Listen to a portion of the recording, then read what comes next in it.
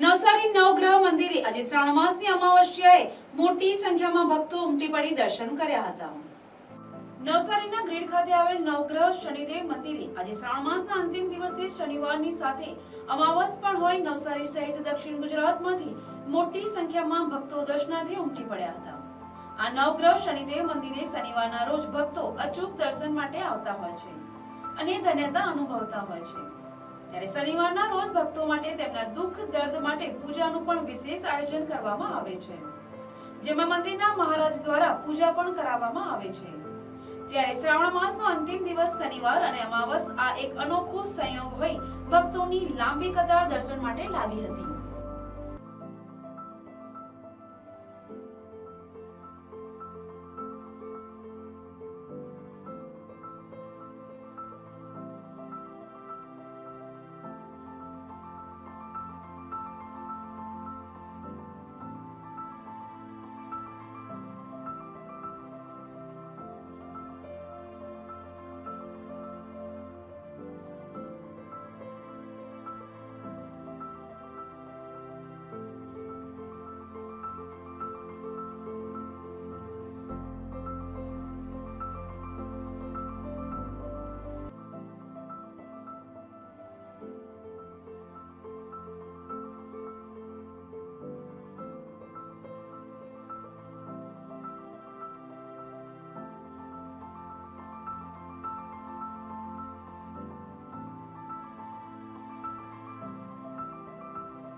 બારડોલીથી આવું છું। આજે શનિ અમાવસ્યા અને બહુ મોટો દિવસ છે।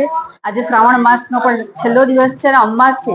આજે હું નવગ્રહ શનિદેવ ગ્રીડ મંદિરે આવી છું। અહીંયા દરેક ભાવિક ભક્તોની મનોકામના પૂર્ણ થાય છે અને હજારો ભાવિક ભક્તો ઉમટી પડ્યા છે અને અહીં દરેકની મનોકામના પૂર્ણ થતી હોવાથી અહીં લોકો પોતાની મનોકામના પૂર્ણ કરવા માટે આવે છે અને બાધાઓ માનતા રાખી તેઓ પણ પૂર્ણ થાય છે। જય શનિદેવ। આજથી અમે 5 વર્ષથી અહીંયા આવ્યા છે। ग्रीड शनिदेव भगवान की जय। राहु नवग्रह देव की जय। राम सिद्धेश्वर महादेव की जय। આજે શ્રાવણ માસ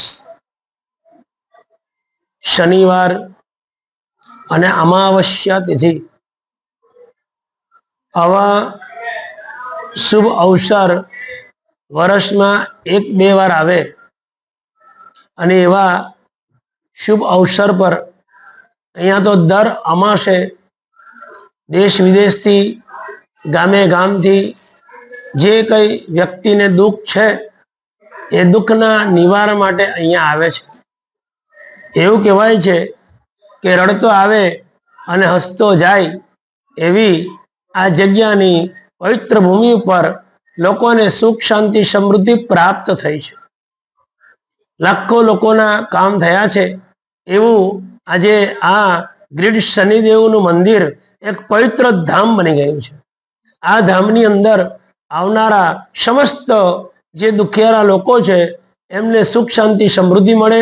આ સંસ્થાની અંદર એમને કોઈ પણ પ્રકારના દુઃખ હોય તો એમને વિનામૂલ્ય સેવા આપવામાં આવે છે।